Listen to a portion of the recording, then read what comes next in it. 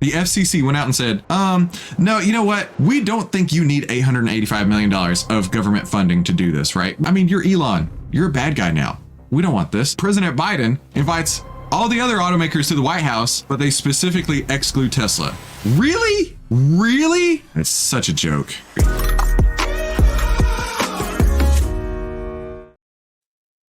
Elon Musk is basically public enemy number one these days, or at least that's what it feels like, because every time you turn around, there's a news story about how Elon Musk is anti-Semitic. Elon Musk is anti this. Elon Musk is the worst person in the world. Elon Musk is a racist. Elon Musk is so bad. Elon Musk has become public enemy number one because Elon Musk believes in conservative principles, right? This is not a political news show, but a lot of times there's a lot of overlap between what we talk about. And this is one in particular.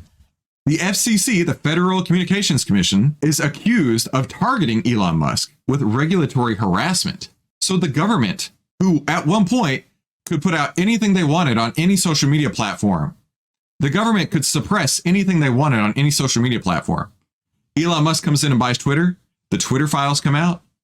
All these details come out about how the government would specifically target users. The government specifically suppress stories. The government was trying to make sure that you only knew what you were supposed to know. And Elon Musk was the man who let that all come to light. We should be grateful for Elon for exposing the government doing this kind of harassment.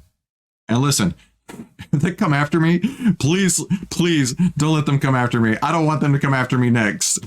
But I'm not one of the richest men in the world like Elon Musk, so I don't think I have to worry about that too much. The FCC is accused of targeting Elon Musk in regulatory harassment campaigns.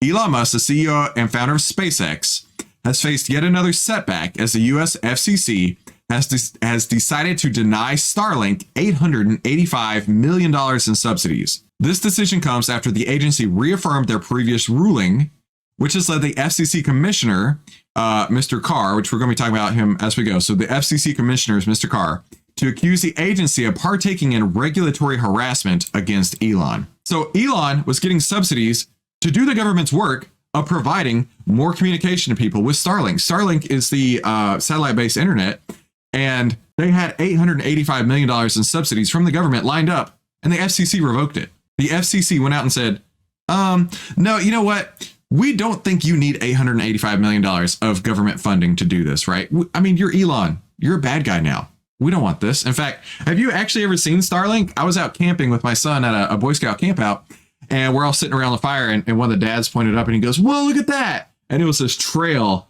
of satellites. It was like a train. Imagine a train in your mind of satellites, right? One after another, just zooming across the sky. And it looked like just stars in a row. It was so cool. I'd never seen that before. But it's something cool like that that's circling the globe, that's providing internet to millions of people. And the FCC is saying, nah, brah, your political persuasions are way too conservative. And we don't think that people need internet because we don't like you. Give me a break, right? In a dissenting statement, Mr. Carr expressed his concerns, claiming that the FCC's decision was unwarranted and unjustified. He further implied that the agency's actions may be politically motivated, pointing to Musk's acquisition of Twitter and his use of the platform to voice his personal views. So what they're saying is, if you have dissenting political views from the message, from the party, from those in charge, we're going to do everything we can to eliminate your success.